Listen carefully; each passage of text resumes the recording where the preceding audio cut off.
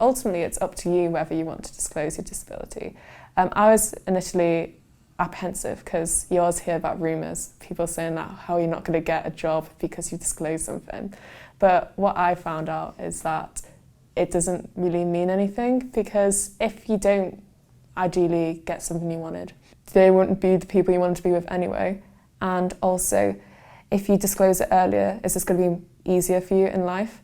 Over the past few years, I've become more open and okay in myself with saying that I have a disability. But I think for me, it kind of came down to I didn't want to be at a disadvantage in the process if I didn't say what I needed.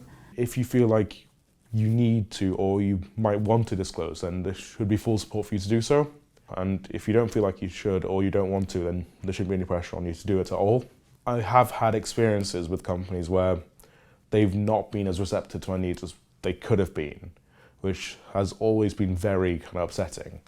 But personally, I've always found it beneficial to do it for myself, because it means that if I'm applying somewhere, they know in advance, and if I do end up working there, they already have the information they need to maybe make adjustments before I even start. In terms of when and to disclose to, it really does depend on sort of each specific situation. There have been times where I wouldn't disclose until I have actually got an interview. However, there have been other times where when I've been to a careers fair, I would disclose then, because then I can really ask them more and find out what kind of support they actually can offer me, which therefore means that I know whether they are the type of place that I would want to apply to. I think just to be realistic before you start applying, and then when you do apply, I think being open is more helpful in the recruitment process in general, because I find that my employer took into account my needs from the get-go. Even down to the interviews, they kind of adjusted those for me and then went on to make adjustments in the job so that I could fit the role and kind of manage the workload effectively.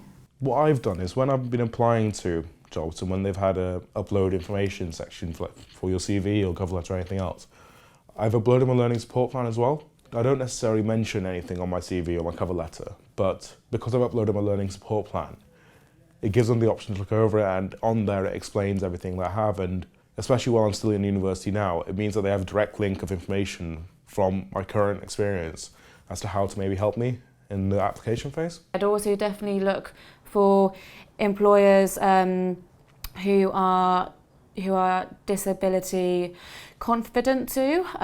You can normally find that online. If not, I would potentially just try to contact that organisation and just ask them and just kind of ask, what kind of support can you put in place. For me personally, when I applied for my vacation scheme, because they were a disability confident status employer, I was able to get a immediate interview with them as long as I met all of the minimum requirements. So just things like that can really, really help. The best way I found while applying to jobs has been a tick button which says, yes, I'd like to disclose I have a disability, and then they'd send me a follow-up email where I can then send them any information I have, like my learning support plan from university, and particularly with the company I applied to that did this, they had an assessment centre with a test, and on that test they looked at my learning support plan and gave me extra time and rest breaks, which is fantastic. I think it can really help if you talk, if you try to kind of share your experiences in a positive way and try to embrace your disability. And for example, me having a stammer means that I'm a lot more empathetic. I am a lot more patient. I'm a lot more resilient, and those are key qualities that a recruiter would hopefully look for.